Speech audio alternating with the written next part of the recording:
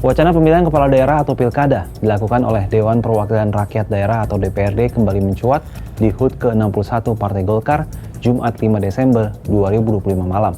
Salah satu alasannya ialah pilkada yang langsung dipilih oleh rakyat dianggap berbiaya besar. Bahkan usulan ini tengah dipertimbangkan oleh Presiden Prabowo Subianto. Seperti apa selengkapnya dan bagaimana riwayat pemilihan kepala daerah di Indonesia? Dalam pidato politiknya di puncak perayaan hari ulang tahun ke-61 Partai Golkar di Jakarta Jumat 5 Desember 2025, Presiden Prabowo menyatakan demokrasi di Indonesia harus dibuat dengan ongkos politik yang minimal. Oleh karena itu, dia mempertimbangkan usulan Partai Golkar agar pemilihan kepala daerah oleh DPRD. Demokrasi kita pun harus kita cari jalan terbaik sendiri. Yang disampaikan Partai Golkar berkali-kali harus kita pertimbangkan yang baik-baik.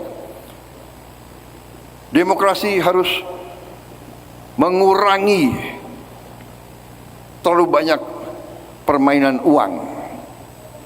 Demokrasi harus kita bikin minimal ongkos politik supaya nanti politik kita jangan ditentukan hanya orang-orang berduit. Dalam putaran terpisah usai kegiatan, Ketua Umum Golkar Bahlil Lahadalia menegaskan kembali masukannya kepada Presiden Prabowo terkait perubahan sistem pilkada tersebut. Menurutnya, sistem yang dirancang harus mengedepankan pemilu yang tidak menghabiskan biaya besar. Kenapa? Kalau biaya yang terlalu besar, itu berdampak pada ruang di mana teman-teman yang punya kualitas tapi belum mempunyai cukup biaya, itu kemudian mereka punya ruang tidak terlalu besar. Termasuk pada pemilihan bupati, gubernur, dan wali kota. Ini juga merupakan bagian yang menjadi perenungan. Makanya kan undang-undang politik kita secara baik. Dan harus sesuai dengan karakter bangsa kita. Adapun wacana pemilihan kepala daerah oleh DPRD selalu muncul dan tenggelam. Lantas seperti apa perjalanan pilkada dari era Orde Lama hingga saat ini? Saat Orde Lama menurut Undang-Undang Nomor 22 Tahun 1948, kepala daerah dipilih oleh Presiden RI setelah diajukan oleh DPRD.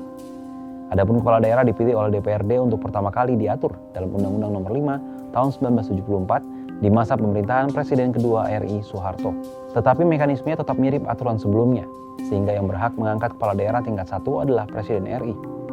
Lalu di era reformasi, Undang-Undang Nomor 22 Tahun 1999 tentang pemerintahan daerah kemudian membuat DPRD bertambah wewenangnya. DPRD bisa memilih kepala daerah hingga mengusulkan untuk memberhentikan kepala daerah.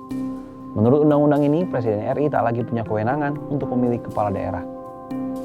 Adalah Undang-Undang Nomor 32 Tahun 2004 yang mengatur soal pemilihan kepala daerah secara langsung.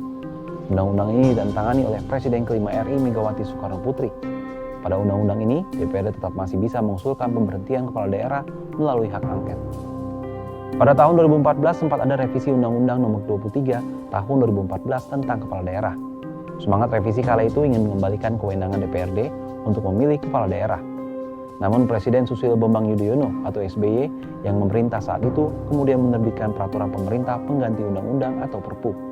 Akhirnya, pemilihan kepala daerah lewat DPRD dibatalkan dan hingga kini kepala daerah dipilih secara langsung. Alasan SBY saat itu tidak menyetujui pilkada oleh DPRD karena potensi politik uang akan jauh lebih besar. Soal usulan pilkada oleh DPRD, Bahlil Lahadalia mengklaim sistem ini bisa memberi ruang bagi kader berkualitas yang minim modal. Pertanyaannya, apakah mekanisme DPRD benar-benar menjamin terpilihnya pemimpin yang kompeten? Dan apakah tidak justru memusatkan arena politik uang hanya ke partai politik seperti yang dikhawatirkan oleh SBY? Gimana menurut sahabat Kompas?